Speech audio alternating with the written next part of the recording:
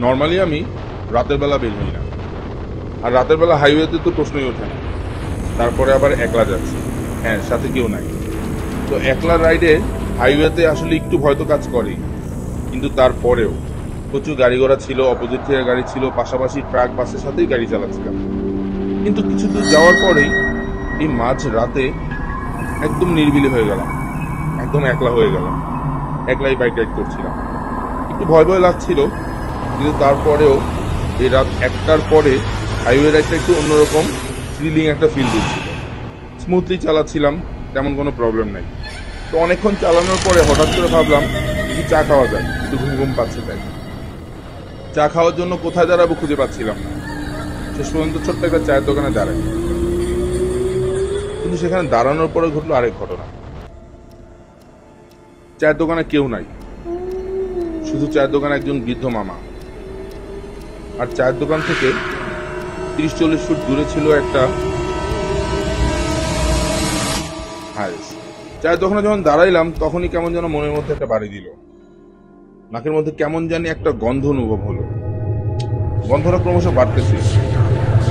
তো হাইসটা দেখার পরে আমি হাইসের দিকে একটু আগায় গেলাম। আগায় যাওয়ার পরে গন্ধটা আরো প্রকোপ বাড়তেছে, মনের মধ্যে কেমন জানি খটকা লাগলো। না, চা আর খাই নাই। চা না খেয়ে আবার রওনা দিলাম। কিন্তু কিছু দূর যাওয়ার পরেই সামনে দেখলাম একটা হাইস। একদমই নজর কাড়েনি হাইসটি। এই হাইসটিতে যে কিছু একটা আছে বা কোনো একটা প্রবলেম হবে, এটা একবারও মনের মধ্যে আসে নাই। নর্মালি হাইসটাকে পাস করার জন্য কিছুক্ষণ বাইক চালালাম, কিছুক্ষণ পাস লাইট দিলাম, আমি হাইসটাকে ক্রস করলাম। ক্রস করার টাইমে হঠাৎ করে মনে হইলো এটাই তো সেই অ্যাম্বুলেন্স যেটা সেই চায়ের দোকানের সামনে আমি দেখে এসেছিলাম। কারণ আমার সেই গন্ধটা আবার অনুভব হলো ঠিক হাইসটা যখন ক্রস করলাম।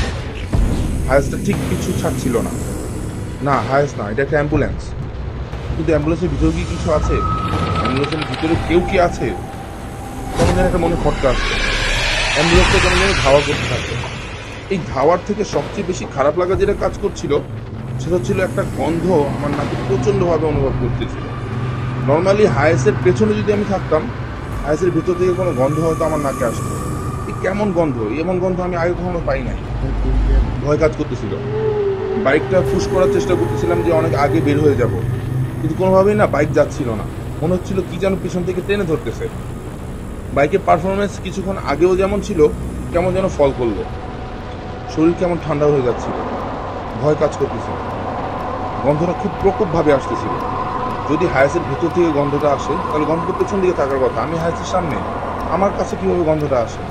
আমি খুব জোরাজোরি করতেছিলাম বাইকটা নিয়ে, কোনোভাবেই বাইকটাকে আগাইতে পারতেছিলাম না। মনে হচ্ছিল বাইকটায় পাওয়ারই নাই, এবং মনে হচ্ছিল হায়াসটা একদম কাছে আসতেছে, বারবার বারবার কাছে আসতেছে।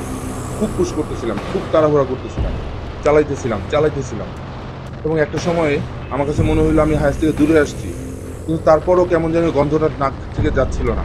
পেছনে তাকানোর ভয় পাচ্ছিলাম, লুকিং গ্লাসে তাকাতেও ভয় পাইতেছিলাম যে আসলে পেছনে ওটা আছে কিনা। আসলেই ভয় পেয়ে গেছিলাম। সবচেয়ে বেশি ভয়টা তখন পাই যখন আমি বাসায় এসে ভিডিও ক্লিপটা চেক করি। হ্যাঁ, অ্যাম্বুলেন্সের ভিডিও ক্লিপটা যখন চেক করি তখন আমি পুরোপুরি কনফার্ম হই এটাই সেই অ্যাম্বুলেন্স, যে অ্যাম্বুলেন্সটা আমি চায়ের দোকানে আমার পেছনে রেখে আসছিলাম। এই অ্যাম্বুলেন্স কীভাবে আমার সামনে আসলো? এটা তো ওয়ান ওয়ে রোড, কারণ আমি ওরা আগে রওনা দিয়েছি, ওর তো আমার আগে আসার কথা না। অবাক হয়ে তাকাচ্ছিলাম। অ্যাম্বুলেন্সটা ক্রস করার সময় ছোট্ট এক ঝলক যেন মনে হলো আসলে কি ভিতরে কেউ ছিল, নাকি ভিতরে কেউ ছিল। হাইওয়ের এই রাইডের গল্পটা আমাকে এখনো নাড়া দেয়। হাইওয়ের রাতের বেলার গল্পগুলো আসলেই ভয়ঙ্কর হয়। আসলে কি ছিল এই অ্যাম্বুলেন্সের ভিতরে? কেনই বা অ্যাম্বুলেন্সটা আমাকে তাড়া করতেছিল? কিভাবেই বা অ্যাম্বুলেন্সটা আমার আগে চলে গেল?